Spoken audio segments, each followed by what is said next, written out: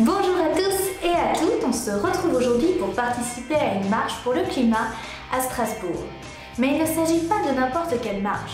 Pour la première fois, en ce samedi 30 novembre 2019, c'est une marche pour le climat, mais aussi pour la justice sociale. D'abord initiée par les jeunes pour le climat, ce sont maintenant tous les mouvements de la convergence des luttes qui manifestent derrière eux. Preuve d'un ras-le-bol général dans tous les domaines, je vous invite à me suivre sur le lieu de l'événement afin de découvrir ou redécouvrir tous les mouvements, associations et collectifs qui militent pour un monde meilleur. Bien évidemment, Alsace Nature en fait partie. Alors découvrez tout de suite les revendications d'une telle manifestation.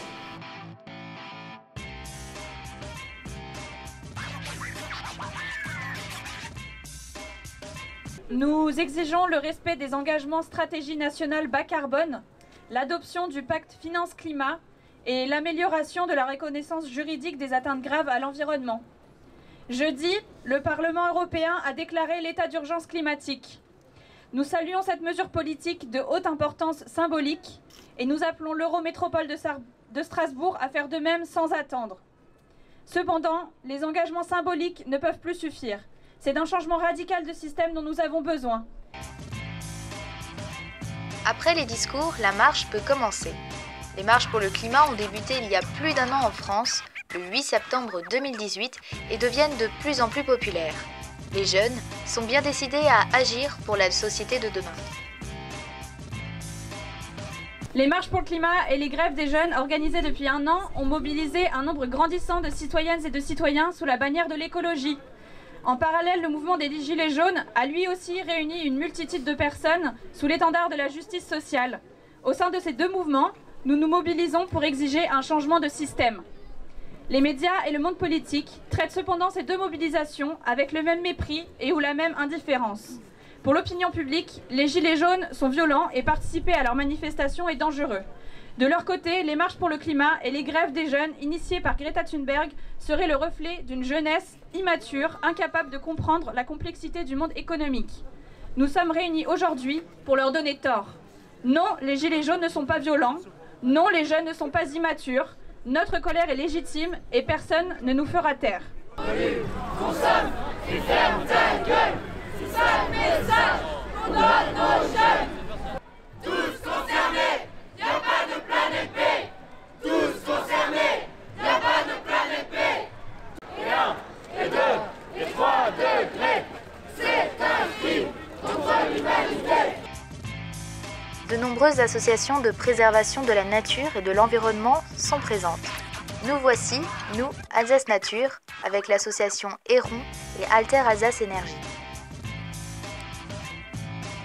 Marchez, marchez, c'est pas la solution. L'écologie mérite insurrection. Aujourd'hui, cette marche pour le climat et la justice sociale est importante. Elle est importante parce que c'est une parmi d'autres qui montre aujourd'hui la mobilisation de notre population sur ces questions climatiques. Il faut savoir que la pollution industrielle et la pollution des industries est de plus en plus prenante dans nos quotidiens, de plus en plus prenante dans nos assiettes, et c'est essentiel de remettre en cause ces notions de système. Je voudrais vous rappeler que la Convention cadre de l'ONU, qui, sur le climat, a donné naissance au GIEC, prévoit, à son article 5, alinéa 3, que les mesures climatiques ne peuvent pas faire une discrimination ou poser une discrimination face au commerce. Ça veut dire que le climat, les mesures climatiques ne peuvent pas discriminer le commerce et le commerce international. Aujourd'hui, quand on accepte un système qui met en avant le commerce avant le climat, quand on accepte un système qui met en avant la destruction de notre milieu avant celle des humains, quand on a un système qui détruit aujourd'hui les gens et les pousse à sortir du monde vivant, eh bien il faut en changer. Pour sortir de ce système, il est essentiel de construire de plus en plus un rapport de force. Ensemble, nous sommes en train de le faire. Ensemble, nous gagnerons. Merci. Je viens parler aujourd'hui au nom de l'association Héron qui est dans les Vosges du Nord, au-delà de Haguenau. Elle lutte contre un dépôt d'amiante qui se crée dans le parc régional des Vosges du Nord. En fait, nous, ce qui nous pose problème, c'est qu'on crée des parcs régionaux, des zones à protéger, on crée des commissions qui vont donner des avis souvent défavorables pour des gros projets polluants. Et malgré tout, les projets se font et l'amiante est enterrée à des endroits où l'eau va passer et dans des conditions qui ne sont pas correctes. Et l'autre chose, c'est qu'on a découvert récemment qu'il y a un consortium suisse qui crée des entreprises au nom de fleurs ou de fruits, donc citron, cyclamen en Alsace, qui va s'installer au plein milieu du parc régional des Vosges du Nord, dans une zone Natura 2000, pour y mettre une usine de recyclage de métaux lourds, donc titane, etc.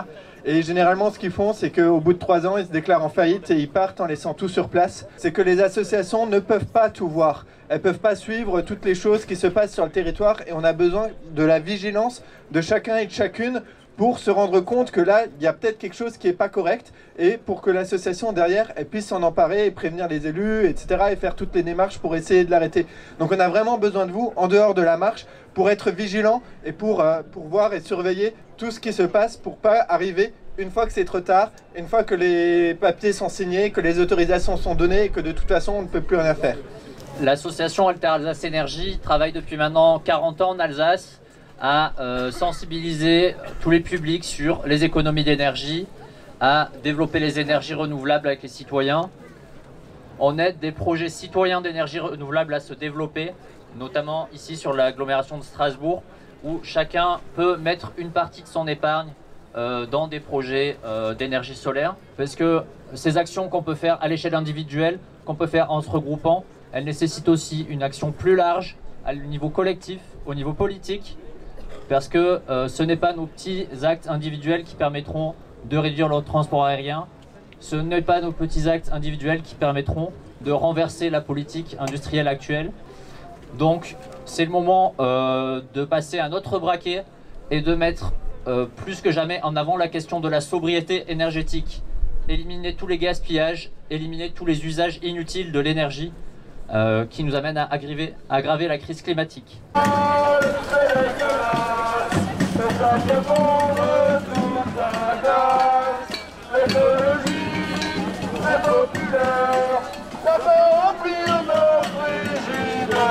Nous participons au mouvement des coquelicots et sommes membres des collectifs Destocamine et GCO Non Merci. Le climat, il faut changer, le capitalisme, il faut tuer. Donc les coquelicots, c'est un collectif à l'échelle nationale qui vise tout bonnement à interdire au niveau national l'utilisation des pesticides de synthèse.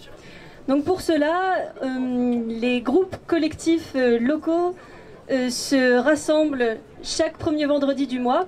Donc on vous invite à venir nombreux pour signer cette pétition. Et d'ailleurs, il faut savoir qu'on attendra bientôt le 1 million de signatures. Donc voilà, vous serez peut-être le prochain millionnaire. Donc n'hésitez pas à venir. Si les politiques publiques ne réagissent toujours pas, alors qu'il y a quand même maintes et maintes manifestations, que comptez-vous faire ? On va simplement continuer de faire, c'est d'augmenter les prises de conscience des gens que, voilà, que les politiques et justement les pouvoirs publics qu'on pense être travailler pour nous, en réalité ils travaillent pour un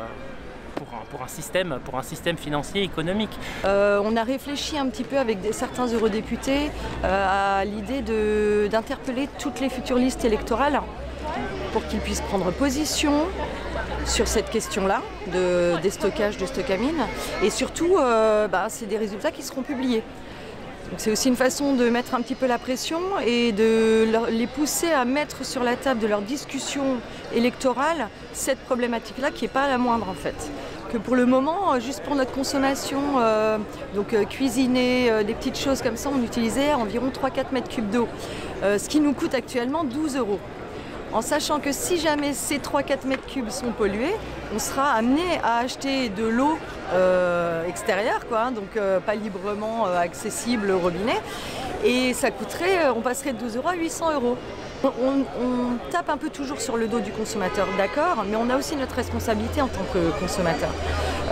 Il faut savoir que tout ce qu'on consomme a d'abord été produit et que ces déchets-là finissent, comme le disait Charles, au fond d'une mine. ou dans un petit trou qu'on cache et puis après il ne se passe plus rien, on l'oublie. Donc je pense qu'à un moment c'est important que les gens nous rejoignent et qu'on prenne un petit peu notre avenir en main. Il y a urgence et notre avenir est compromis tout simplement. Et puis les galeries se referment beaucoup plus vite que ce qui était prévu dans les études qui ont été faites. On parlait d'1 centimètre à peu près par an, là on est à 7 cm. Les premiers experts parlaient que la galerie devait tenir 10 000 ans. Oui. Elle n'a même pas tenu 30. Ouais.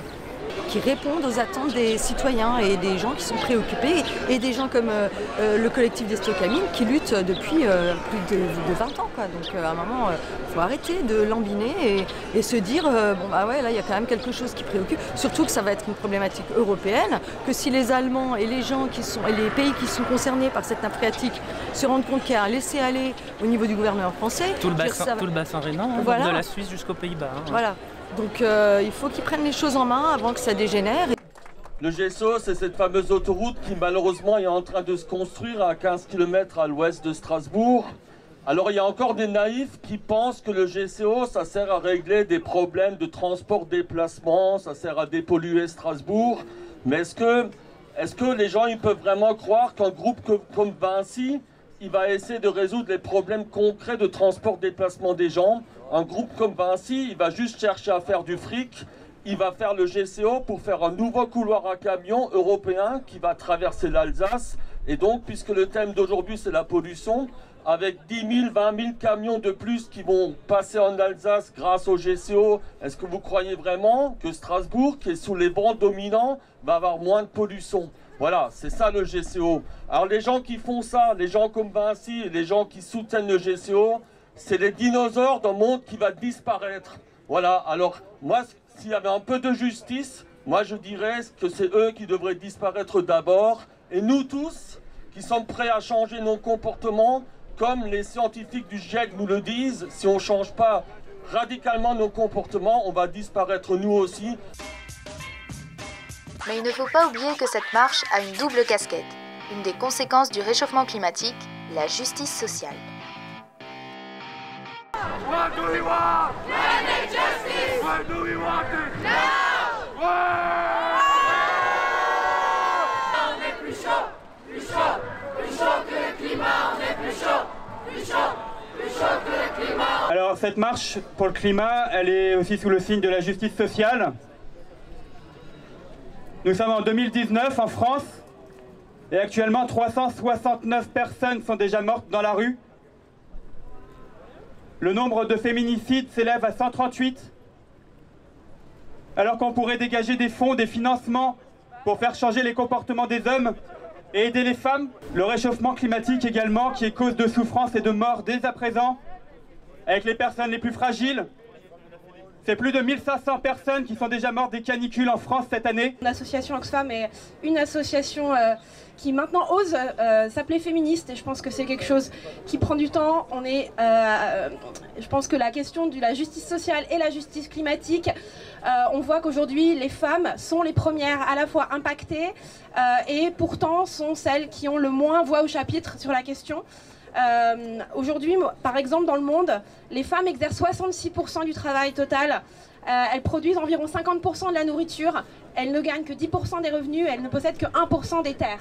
C'est-à-dire que quand il y a une catastrophe naturelle, que ce soit en France ou ailleurs dans le monde, et que les ressources naturelles sont impactées, ce sont elles qui se retrouvent en première ligne et pourtant sans pouvoir décisionnel. Petit dernier mot pour parler également des femmes réfugiées climatiques.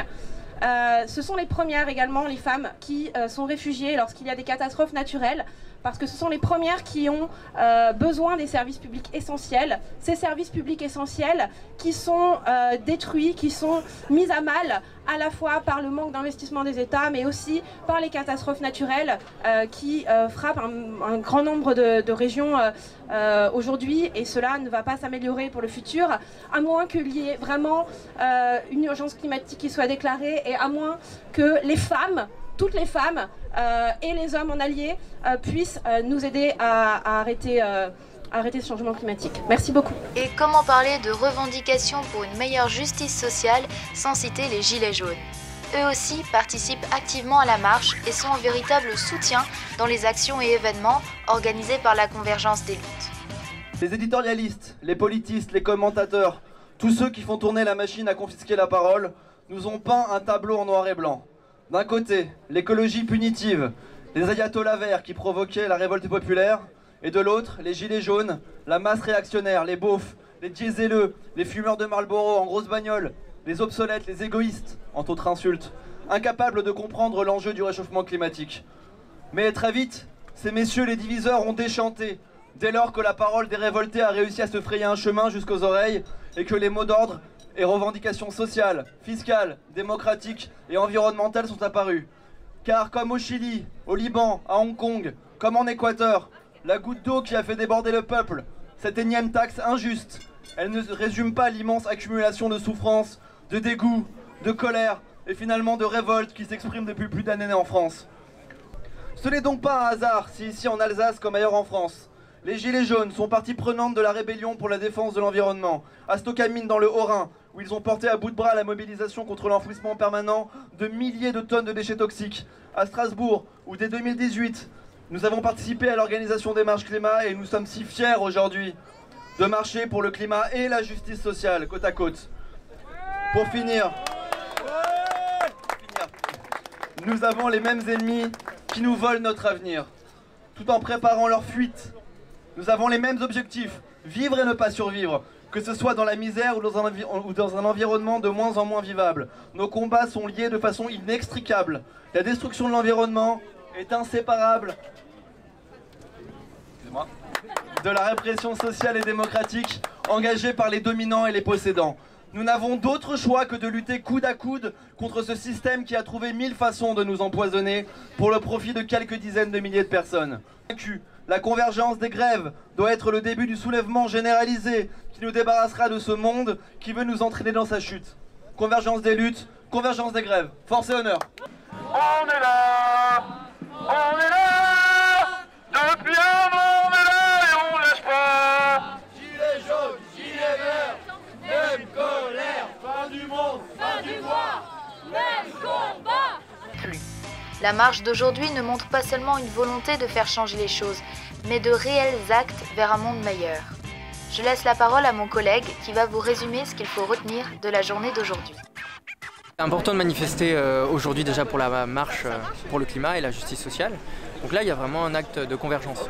Donc la convergence, c'est hyper important puisqu'on a réussi à avoir énormément d'associations qui sont actrices du climat et en même temps des associations qui font de l'aide sociale comme Emmaüs ou même des collectifs comme les Gilets jaunes. Et là, vraiment, on est en train de construire pas à pas une société différente, plus juste, plus égalitaire et surtout plus écolo. Et c'est pour ça qu'il faut marcher, parce qu'il faut dire au public, il faut dire aux institutions qu'il est temps de changer et que plutôt que attendre derrière son canapé, il faut agir pour essayer de modifier les choses au quotidien. Est-ce que vous pensez que la manifestation d'aujourd'hui aura un réel impact sur la décision des politiques?